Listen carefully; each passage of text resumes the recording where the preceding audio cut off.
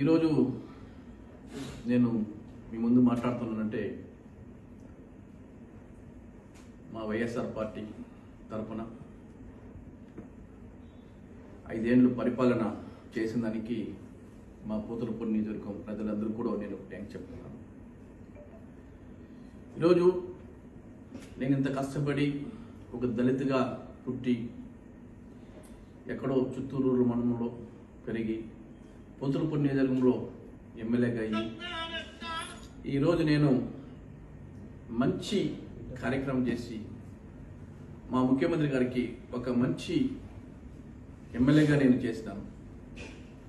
కానీ ఈరోజు నేను చేసింది తప్పు ఏమీ నాకు తెలియదు. కానీ ఈరోజు మాకు సీటు కేటాయిస్తలేదు అని చెప్తున్నారు. మా తప్పు ఏముండదని కూడా ఆయన ఒకసారి తెలియజేస్తున్నారు.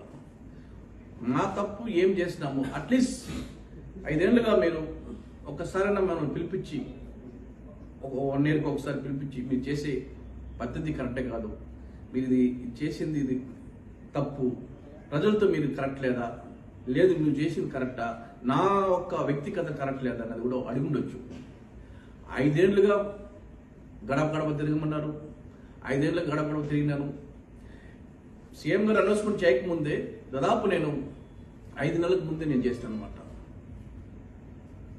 మళ్ళీ అనౌన్స్మెంట్ చేసిన తర్వాత మళ్ళీ నేను 1.5 ఇయర్గా నేను గడప గడప చేసినాను. చిత్తూరు జిల్లాలో నేను చేయకుండా ఎవరు చేయకుండా అన్ని పూర్తి చేసినాను అనమాట. సీఎం గారేమో మీరు గడప గడప చేయండి నేను చూసుకుంటున్నారు. ఈరోజు చూస్తేమో మీ పర్ఫార్మెన్స్ బాగాలేదు, మీ సర్వే బాగాలేదు అంటున్నారు. ఇది ఎక్కడి నుంచి ఎక్కడికి కరెక్ట్ అది కూడా మాకు అర్థం కలగచ్చేసి. అంటే మీకు దళితులు అంటే ఎంతవరకు కరెక్ట్ అనేది కూడా కొంచెం ఆలోచించేసి. అంటే ఈరోజు పోతులపూడి నియోజకవర్గంలో దళితులు ఎక్కువ ఓటు శాతం ఎక్కువ ఉండొచ్చేసి. దాదాపు 80,000 ఓట్లు దళితులు ఉండొచ్చేసి. బీసీలు 60,000 ఓట్లు ఉండొచ్చేసి.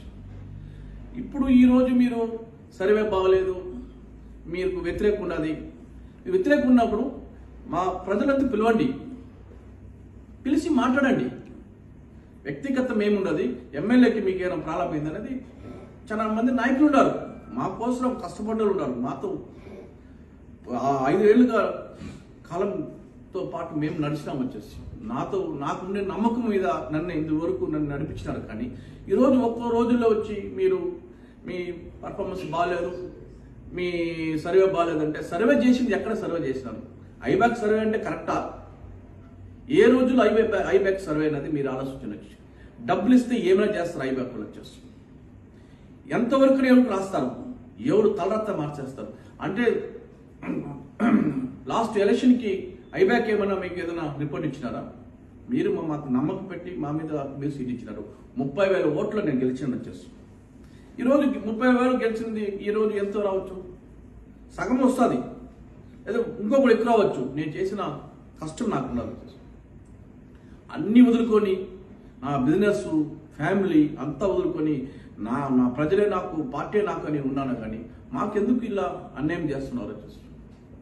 దీనికి పరిష్కారం అనేది సీఎం గారు మీరు 100% చెప్పాలి వచ్చేసి. ఎందుకంటే ఈ రోజుల్లో మనకు దళితులందరికీ న్యాయం జరగలేదు, అన్ని చోట్ల మాకు ఇబ్బంది అవుతున్నారు వచ్చేసి. దళితులు చేసిన కర్మ మేమే పాపం చేసాం, మేము పాపం చేస్తాం చెప్పాలి వచ్చేసి. అంటే దళితులు పుట్టింది వేస్తా మేము. ఈరోజు మీరు అంటున్నారు దళితులు ఎస్సీలు ఓసీలు, మాకు ఎస్సీలు బీసీలు మైనారిటీ అంటారు, కానీ మాకు ఏం న్యాయం చేస్తున్నారు? మీరు కొంచెం దయచేసి మీరు పరిష్కరించండి. మా యొక్క నియోజకవర్గంలో ప్రజలతో మీరే నిర్ణయం తీసుకోండి. అందరూ లీడర్లు క్యాడర్లు ఉన్నారు, పిలిపించుకోండి, మాట్లాడండి, న్యాయం చేయండి. అది లేకుండా సర్వే లేదు, సర్వే బాగాలేదు అంటే ఏ సర్వే బాగాలేదు వచ్చేసి ప్రాక్టికల్గా వచ్చి మీరు చూస్తే మీకు తెలుస్తుంది. అది లేకుండా సర్వే బాగాలేదు మీకు ఈసారి కాదు అనేది కరెక్ట్ కాదు. 5 ఏళ్ళుగా మేము కష్టపడింది దేనికి? ఏం ఫలితం వచ్చింది? మమ్మల్ని ఇంత కష్టపడి 5 ఏళ్ళకి అన్ని మీరు 5 ఏళ్ళు కష్టపడి మీరు చెప్పింది మేము చేసినాం. మేము చేసింది ఏం లేదు కదా.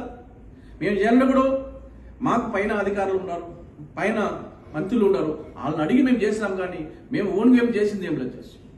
ఇది చేయాలంటే కూడా మాకు ఇక్కడ మాకు రెడ్డి కమ్యూనిటీ ఎక్కువ ఉంటారు, వాళ్ళని అడిగి చేస్తున్నాం. అడగకుండా ఏం చేయలేం కదా. మాకు ఏమైనా పౌరు చేస్తున్నదా? మేము చేయాలంటే మీరు ఇస్తేగా మేము చేసానికి అవుతుంది. మాకు ఏమి ఇవ్వకుండా మీరు చేయండి ఏం చేసేది వచ్చేసి ఎవరితో మేము మాట్లాడాలా, ఎవరితో చెప్పుకోవాలా అంటే దళితులుగా మేము పుట్టింది వేస్ట్ అనుకున్నాను. అంటే మేము ఈరోజు ఇన్ని కష్టపడి చేసుకొచ్చామంటే ఎవరికి వచ్చేస్తాం? ఆ రోజుల్లో మేము పుట్టింది కాంగ్రెస్లో పుట్టినాం, ఆ రోజు నుంచి కాంగ్రెస్ పార్టీలో ఉన్నాం. రాజశేఖర్ గారు అంటే మాకు ప్రాణం. ఆ రోజు నుంచి రాజశేఖర్ గారితో ఎలా ఉన్నాము, ఎలా బతికినామన్నది మాకు తెలిసి వచ్చేసి ఈరోజు మిమ్మల్ని చూసి మేము వచ్చినాము. మీరు చేసిన న్యాయమా? ఒకసారి మీరు ఆలోచించండి. ఇచ్చేసి సీఎం గారికి నేను చెప్పేది ఏమంటే దళితులకి మోసం చేయొద్దండి, దళితులకి న్యాయం చేయండి. వచ్చేసి మిమ్మల్ని నమ్ముకున్నాం. మన పార్టీ అనేది మాకు గుర్తిస్తున్నారు. వచ్చేసి మా పార్టీ అనేది మేము ప్రాణం ఇస్తున్నాం.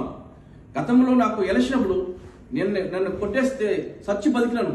1 monthగా కోమా స్టేజ్లో ఉన్నాను. వచ్చేసి మీరు ఇది కూడా మీరు చూడలేదంటే ఎలా చూస్తారు? వచ్చేసి ఎవరి కోసం నేను నిలిచినాను? వచ్చేసి పార్టీ కోసం, పార్టీ బాగుండాల, పార్టీ కోసం కష్టపడుతున్నాను అనమాట. వచ్చేసి అన్ని విధాలుగా నేను పార్టీ కోసం ఉన్నాను. వచ్చేసి ఇటువంటి ఒక నిర్ణయం తీసుకునేది మీరే ఆలోచించండి. మేము ప్రాణం పోతే వరకు వైఎస్ఆర్ పార్టీలో ఉంటాం. మేము మోసం చేసేది మాత్రం లేదు. తప్పనిసరి మీకోసం ఉంటాము, మీకోసం ప్రాణం ఇస్తాం, మీకోసమే మేము బతుకుతాం కూడా ఈరోజు మీకు అందరికీ తెలియజేస్తున్నాం.